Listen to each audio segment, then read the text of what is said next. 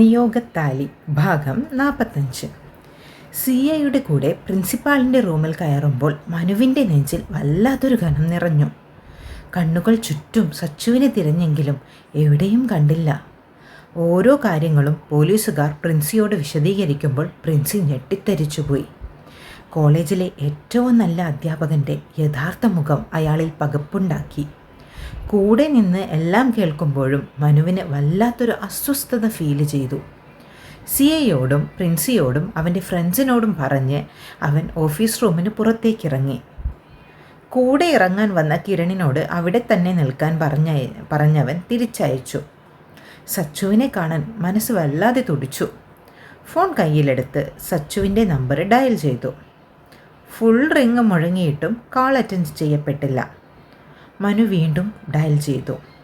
ഒരു വെപ്രാളം അവൻ്റെ ഉടലാകെ പൊതിഞ്ഞു. തിരക്കിട്ട് മുൻപോട്ട് നടക്കുമ്പോഴാണ് പ്രിൻസിപ്പാൾ റൂമിലേക്ക് വരുന്ന സാലിഹിനെ കാണുന്നത്. സാർ, സച്ചു സൗപർണികയെ കണ്ടിരുന്നോ? മനു സാലിഹിനെ നോക്കി ചോദിച്ചു. ആൾ ക്ലാസ് എടുക്കാൻ പോയിട്ടുണ്ട്. സെക്കൻഡ് സെം ബികോമിൽ കാണും. ഞാനൊന്ന് CAനെ കണ്ടിട്ട് വരാം. വിഷാദച്ചിരിയോടെ മനുവിനെ നോക്കി പറഞ്ഞുകൊണ്ട് അയാൾ പ്രിൻസിപ്പാളിൻ്റെ റൂമിലേക്ക് കയറി. ഹൃദയം പകുത്തു നൽകിയവൾ വിഡ്ഢിയാക്കിയതിൻ്റെ എല്ലാ വേദനയും ആ ചിരിയിലടങ്ങിയിരുന്നു. സ്വന്തം സുഹൃത്തുമായി അവിഹിത ബന്ധം സൂക്ഷിച്ച ഭാര്യയുടെ മരണം അയാൾക്ക് വേദനയ്ക്കപ്പുറം നൽകിയത് ഞെട്ടലും തകർച്ചയുമാണ്. സൗഹൃദത്തിൻ്റെ പുറത്ത് താൻ താമസിക്കുന്ന ബിൽഡിങ്ങിൽ തന്നെ അനിലിന് താമസ സൗകര്യം ഒരുക്കുമ്പോൾ അയാൾ അറിഞ്ഞിരുന്നില്ല തൻ്റെ കുടുംബത്തെ ഒന്നാകെ പിഴുതെറിയാനുള്ള കൊടിയ വിഷത്തെ ആണയാൾ ചേർത്ത് പിടിച്ചതെന്ന്. സാലി സച്ചു ക്ലാസ് റൂമിലാണെന്ന് പറഞ്ഞിട്ടും മനുവിൻ്റെ മനസ്സ് സ്വസ്ഥമായില്ല. അവളെ ഒന്ന് കണ്ടാലേ ശരിയാകൂ എന്ന് ഉള്ളം വാശി പിടിച്ചപ്പോൾ പിന്നെ കൂടുതലൊന്നും ചിന്തിക്കാതെ 3rd ഫ്ലോറിലേക്ക് പോകാനായി സ്റ്റെയറിനടുത്തേക്ക് നടന്നവൻ. ആദ്യത്തെ സ്റ്റെപ്പ് വെക്കുമ്പോഴാണ് ആരുടെയോ ഞരക്കം അവൻ്റെ കാതുകളിൽ പതിച്ചത്. ഒന്നുകൂടെ കാതു കൂർപ്പിച്ചു മനു. ഞരക്കവും ആരുടെയോ പതുങ്ങിയ ശബ്ദവും വ്യക്തമായി കേട്ടു. മനുവിൻ്റെ ഉള്ളിൽ കൊള്ളിയാൻ മിന്നി. സച്ചു, സച്ചു ആണോ? അനിൽ അവളെ? ആ ചിന്ത പോലും അവനെ തകർത്തു. മുന്നോട്ട് വെച്ച കാലടി പുറകിലേക്കെടുത്ത് ശബ്ദം കേട്ട ഭാഗത്തേക്ക് അവൻ കുതിച്ചുകൂടി.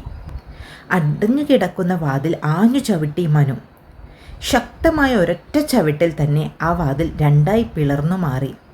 ഡാ വിടടാ അവളെ! നിലത്ത് കിടക്കുന്ന സച്ചുവിലേക്ക് ചവിട്ടാനായി കാലുപൊക്കി നിൽക്കുന്ന അനിൽ ഡോർ തുറന്ന ശബ്ദത്തിൽ ഞെട്ടിപ്പകച്ചു തിരിഞ്ഞു നോക്കുമ്പോഴേക്കും അലറിക്കൊണ്ട് മനു അയാളെ ആഞ്ഞു ചവിട്ടി. അപ്രതീക്ഷിതമായി മനുവിനെ കണ്ട ഞെട്ടൽ മാറും മുൻപ് നടന്ന ആക്രമണത്തിൽ അനിൽ തെറിച്ചു വീണു. നിലത്ത് വീണ് കിടന്ന് വേദനയാൽ ഞെരുങ്ങുന്ന സച്ചു മനുവിൻ്റെ ശബ്ദം തിരിച്ചറിയെ വേദനയിലും ഒന്ന് ചിരിച്ചു. മനു വേഗം മുട്ടുകുത്തിയിരുന്ന് സച്ചുവിനെ അവൻ്റെ മടിയിലേക്ക് എടുത്തു വെച്ചു. മോളെ സച്ചു, പേടിക്കണ്ടാട്ടോ, ഞാൻ വന്നില്ലടി. ഇനി ഒന്നും സംഭവിക്കില്ല. വേദനയിൽ ഞെരുങ്ങുന്ന അവളുടെ മുഖത്ത് തലോടി നെറ്റിയിൽ അമർത്തി മുത്തുമ്പോഴേക്ക് അനിൽ ചാടി എഴുന്നേറ്റ് മനുവിനെ ആഞ്ഞു ചവിട്ടി. മടിയിൽ കിടന്ന സച്ചുവും മനുവും ഒരുപോലെ മുൻപോട്ടേക്ക് നിരങ്ങിപ്പോയി. അടുത്ത പ്രഹരമേൽക്കും മുൻപ് ഉയർന്നു വന്ന അനിലിൻ്റെ കാൽ പിടിച്ചു ശക്തമായി തിരിച്ചു മനു. വേദനയാൽ അനിൽ നിലത്തേക്ക് വീണു പുളഞ്ഞു. ആ സമയം മനു സച്ചുവിനെ കയ്യിൽ കോരിയെടുത്ത് അവിടെയുള്ള ബെഞ്ചിൽ കിടത്തി. അപ്പോഴും അവളുടെ പാൻറ്റിലേക്ക് പടർന്ന രക്തം അവൻ കണ്ടില്ല. അനിലിനെ ലക്ഷ്യമാക്കി തിരിയുന്ന മനുവിൻ്റെ ഇടം കൈയിൽ പിടിച്ചു സച്ചു. കുഞ്ഞിനെക്കുറിച്ച് പറയാൻ സച്ചു വാ തുറക്കും മുൻപ് തന്നെ അനിൽ വീണ്ടും എഴുന്നേറ്റത് കണ്ട് മനു അവനിലേക്ക് ഓടിയടുത്തു. കൈ വീശിയടിക്കാൻ വരുന്നവൻ്റെ കൈ തടഞ്ഞുകൊണ്ട് അനിലിൻ്റെ നെഞ്ചിലേക്ക് ശക്തമായി പഞ്ച് ചെയ്തു മനു.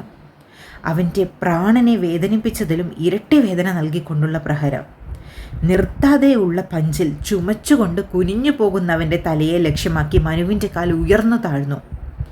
അനിൽ അലർച്ചയോടെ തെറിച്ചു ദൂരേക്ക് വീണു. മനു ഒട്ട വേദനിക്കുന്നു. വീണ്ടും അനിലിലേക്ക് തന്നെ നടക്കുമ്പോഴാണ് സച്ചുവിൻ്റെ വിളി. മനു വേഗം തന്നെ അവളിലേക്ക് തിരിഞ്ഞോടി. കരയല്ലേടി, നമുക്ക് ഹോസ്പിറ്റലിൽ പോവാം. സച്ചുവിൻ്റെ മുഖമാകെ തടവി അവൻ. വേഗം വേഗം കൊണ്ടുപോയേട്ട, ഇവിടെ ഇവിടെ വാവയുണ്ട്, ചോര വരുന്നിവിടെ. അവളെ കൈകളിലേക്ക് കോരിയെടുക്കാൻ തഴുമ്പോഴേക്ക് അവളിൽ നിന്ന് കേട്ട വാക്കുകളിൽ മനു തളർന്നുപോയി. കണ്ണുകൾ അവളുടെ വയറിലേക്ക് നീക്കും മുൻപേ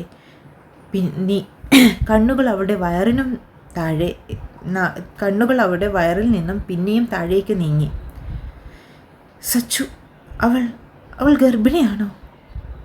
പാൻറ്റിലേക്ക് പടർന്ന രക്തം കാണി അവൻ്റെ കൈകൾ വിറച്ചു. കണ്ണുകളിൽ നിന്ന് മിഴിനീർ കുതിച്ചു ചാടി. തൻ്റെ പ്രാണനും തുടിപ്പും രണ്ടുപേരുടെയും വേദന അവനെ ഒന്നാകെ തകർത്തു. മനു അവളെ കൈകളിലേന്തി പുറത്തേക്ക് ഓടുമ്പോഴേക്ക് ശബ്ദം കേട്ട് എല്ലാവരും അവിടെ എത്തിയിരുന്നു. വേദനയാൽ പൊളയുന്ന സച്ചുവിനെ കാണെ പേടിയോടെ കിരണും മിഥുനും ആൽഫിയും അവന് പുറകെ തന്നെ ഓടി. ഉള്ളിലേക്ക് കയറിയ സിയയും കൂട്ടരും നിലത്ത് കിടന്ന അനിലിനെ വലിച്ചു പൊക്കിയെടുത്തു. ആളും ബഹളവും കേൾക്കെ 3-ാം നിലയിലുണ്ടായിരുന്ന ക്ലാസ് റൂമിൽ നിന്ന് കുട്ടികളും സ്റ്റാഫും എല്ലാവരും പുറത്തേക്ക് ഇറങ്ങി നോക്കുന്നുണ്ട്. മനു ആരെയും ശ്രദ്ധിച്ചില്ല. അവൻ്റെ സച്ചുവിൻ്റെ വേദന, അവൾക്കുള്ളിലെ ജീവൻ, പുറത്തേക്ക് പടരുന്ന രക്തം, അത് മാത്രമാണ് അവൻ്റെ കണ്ണിലും മനസ്സിലും. വേദനയാൽ പൊളയുന്ന സച്ചുവുമായി വരാന്തയിലൂടെ താഴേക്ക് ഇറങ്ങിയോടിയവൻ. സച്ചുവിൻ്റെ വേദനയോടെയുള്ള ഓരോ ഞരക്കങ്ങളും അവൻ്റെ നെഞ്ചിനെ കീറി മുറിച്ചു. കോളേജിൻ്റെ ഗ്രൗണ്ട് ഫ്ലോറിലെ മുറ്റത്ത് തന്നെ പാർക്ക് ചെയ്ത അവൻ്റെ കാറിൻ്റെ ബാക്ക് ഡോറ് തുറന്ന് സച്ചുവിനെ അതിലേക്ക് കിടത്തി. ഡോർ അടച്ച് മുന്നിലേക്ക് നടന്ന് ഡ്രൈവിംഗ് സീറ്റിൻ്റെ ഡോർ തുറക്കാൻ ശ്രമിക്കുമ്പോഴേക്കും ശക്തമായ എന്തോ ഒന്ന് മനുവിൻ്റെ നെഞ്ചിനെ തുളച്ചു കയറി. മനു ഒന്നാകെ ഉലഞ്ഞു പുറകോട്ടേക്ക് നീങ്ങി. പുറകെ ഓടി വന്ന കിരണും മിഥുനും ആൽഫിയും ഞെട്ടലോടെ നിശ്ചലമായിപ്പോയി. കനത്ത വേദനയിൽ മനു കണ്ണുകൾ താഴ്ത്തി നോക്കി.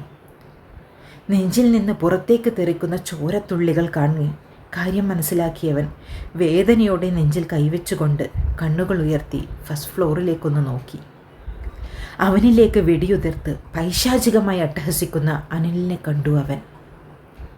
ശബ്ദം കേട്ട് കാറിൽ നിന്നും വേദന സഹിച്ച് തലയുയർത്തി നോക്കിയ സച്ചു മനുവിൻ്റെ നെഞ്ചിൽ പടരുന്ന രക്തം കാണെ ബോധം മറഞ്ഞു വീണു. മിഴിനീരിനാൽ മുങ്ങിയ മിഴികളോടെ രക്തത്താൽ കുളിച്ച നെഞ്ചകത്തോടെ സച്ചുവിനെ കണ്ണിൽ നിറച്ച് മനു താഴെ കുതിർന്നു വീണു. കറുത്ത തുണി കൊടിപോലെ ഉയർത്തിക്കെട്ടിയ ഗേറ്റിനിരുവശവും ആളുകൾ തിങ്ങി നിൽപ്പുണ്ട്. കണ്ടവർ പുറത്തേക്കിറങ്ങിയിട്ടും ആളുകൾ ഏറെയാണ് ആ മുറ്റത്ത്. മേലേപ്പാട്ടുകാർക്ക് ആ ദേശത്തുള്ളവർക്കിടയിലുള്ള സ്വാധീനം എത്രമാത്രമാണെന്ന് ആ ജനനിബിഡം എടുത്തു കാണിക്കുന്നുണ്ട്.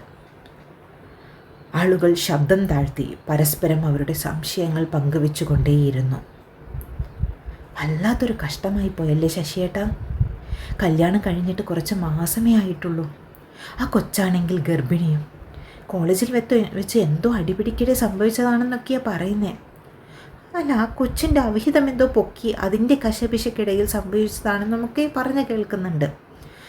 എന്തോ എന്തേലും ആവട്ടെ. അല്ല ശശിയേട്ടാ, ഈ തറവാടിൻ്റെ ശവം ഇനിയും മാറിയിട്ടില്ലെന്ന് തോന്നുന്നല്ലേ? എന്തൊക്കെ പൂജ ചെയ്തതാ ഇവിടെ, എന്നിട്ട് വീണ്ടും മരണം സംഭവിച്ചില്ലേ മേലപ്പാട്ട്? ഇനിയും എന്തൊക്കെയാണോ വരാനിരിക്കുന്നത്. നാട്ടിലെ ഒരു വിടുവായൻ്റെ സംസാരത്തിന് ശശി അധികം ചെവി കൊടുത്തില്ല. ബോഡി ഇപ്പോൾ എടുക്കും, നീ കാണാൻ വരുന്നുണ്ടേ, വാ. അയാൾ കൂടുതലൊന്നും പറയാതെ മേലേപ്പാട്ട് തറവാട്ട് മുറ്റത്തേക്ക് നടന്നു. എടുക്കാൻ പോവുകയാണ്, ഇനി ആരെങ്കിലും കാണാനുണ്ടോ? പുതപ്പിച്ച വെള്ളത്തുണി മുഖത്തേക്കിടാൻ ഉയർത്തിക്കൊണ്ടൊരുവൻ ചോദിച്ചു. ആ ചോദ്യത്തോടെ അകത്തളത്തിൽ നിന്നും വീണ്ടും നിലവിളികൾ ഉയർന്നു.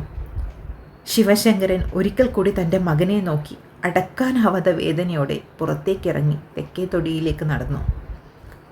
മകൻ്റെ അന്ത്യകർമ്മങ്ങൾക്ക് വേണ്ടി ഒരുക്കി വെച്ചിടത്തേക്ക് അയാൾ ഒരു പൊട്ടിക്കരച്ചിലോടെ മുട്ടുകുത്തിയിരുന്നു. ആ നിമിഷം തന്നെ വിവേക് അയാളെ ചേർത്ത് പിടിച്ചു. കുടുംബക്കാർ ഓരോരുത്തരായി വന്ന് മനുവിന് യാത്രാമൊഴി നൽകി തുടങ്ങി.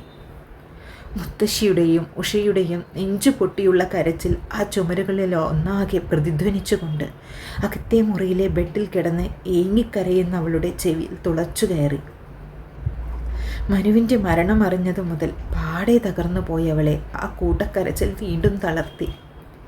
തൻ്റെ പ്രാണൻ ഈ ഭൂമിയിൽ നിന്നും എന്നേക്കുമായി ഇല്ലാതായി ഒരു പിടി ചാരമാകാനുള്ള ഒരുക്കത്തിലാണെന്നറിയെ സച്ചു നെഞ്ചു പൊട്ടിക്കരഞ്ഞു. ഏങ്ങി കരഞ്ഞ് ശ്വാസം പോലും കിട്ടാത്ത അവസ്ഥയിലെത്തിപ്പോയവൾ. അടുത്തിരിക്കുന്ന കനക നിറമിഴികളോടെ തൻ്റെ മോളുടെ വേദന കാണാനാവാതെ സാരിത്തുമ്പിൽ മുഖം പൊത്തി. നെഞ്ചു പൊട്ടിയുള്ള സച്ചുവിൻ്റെ നിലവിളിയിൽ എല്ലാവരുടെയും ഉള്ളം കലങ്ങി. ഇങ്ങനെ കരയല്ലേ ചേച്ചി, ഉള്ളിലുള്ള വാവിക്ക് എന്തേലും പറ്റും. ആ കുഞ്ഞിന് വേണ്ടിയെങ്കിലും നീ ഇങ്ങനെ കരയല്ലേടി. നിനക്ക് എന്തേലും പറ്റിയാൽ ആ കുഞ്ഞ് അതുകൂടി അതിനെങ്കിലും ഒന്ന് ഓർക്കടി. ഇങ്ങനെ കരയല്ലേ ചേച്ചി. കണ്ണുനീരോടെ വർണ്ണിക തൻ്റെ ചേച്ചിയെ കെട്ടിപ്പിടിച്ചു. സങ്കടം വർണ്ണികയിലും പെരുമഴ തീർക്കുന്നുണ്ടെങ്കിലും അവളത് മാക്സിമം ഉള്ളിലേക്ക് ഒതുക്കി വെച്ചു. സച്ചു ബെഡിൽ നിന്ന് തിടുക്കത്തിൽ ചാടി എഴുന്നേറ്റു. ചുറ്റും നിന്നവരെല്ലാം ആ കാഴ്ചയിൽ ഞെട്ടി അവളെ തന്നെ നോക്കി. അഴിഞ്ഞൊലിഞ്ഞ മുടിയും കരഞ്ഞു ചുവന്നിടുങ്ങിയ കണ്ണുകളും നീര് വന്ന് വീർത്ത മുഖവും അവളുടെ അവസ്ഥ എടുത്തു കാണിക്കുന്നുണ്ട്. എനിക്കൊന്നുകൂടെ മനുവേട്ടനെ കാണണം അമ്മ. ഇനി ഒരിക്കലും ആ മുഖം എനിക്ക് കാണാൻ പറ്റിയില്ലല്ലോ.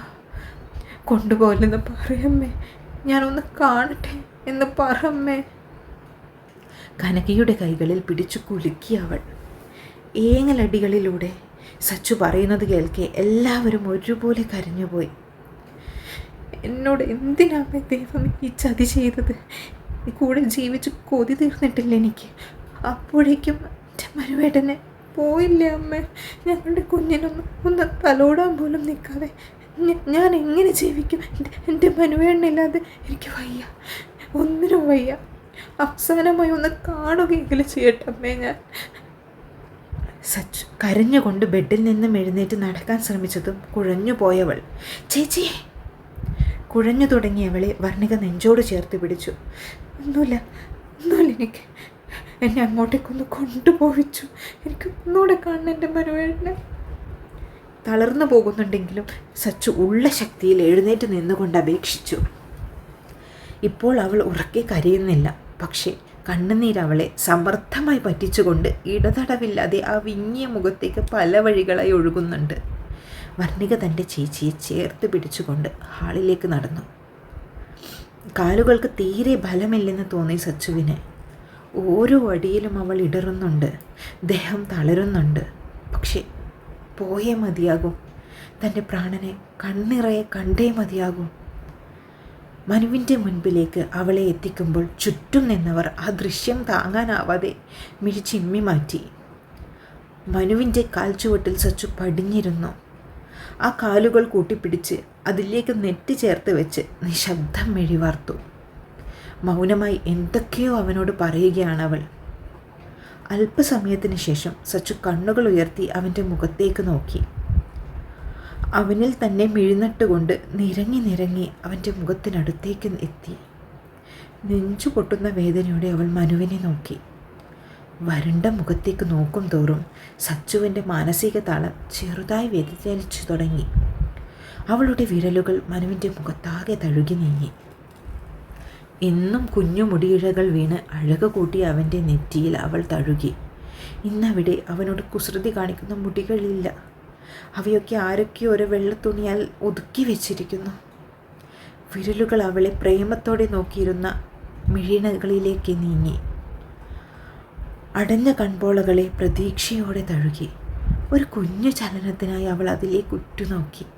പക്ഷേ ഒരിക്കലും പ്രണയം നിറയ്ക്കാനാവാത്ത വിധം അവ എന്നേക്കുമായി അടഞ്ഞു കിടന്നു. അവിടെ നിന്ന് വിരലുകൾ അവൻ്റെ തണുത്തു മരവിച്ച ചുണ്ടിലെത്തി നിന്നു. മാർദ്ദവമേറിയ നനുത്ത ചുണ്ടുകൾക്ക് വല്ലാത്തൊരു വരൾച്ച പോലെ, ഒരു തുള്ളി വെള്ളം പോലും കിട്ടാത്ത തരിശു പോലെ അവ വിണ്ടുകീറി കിടക്കുന്നു.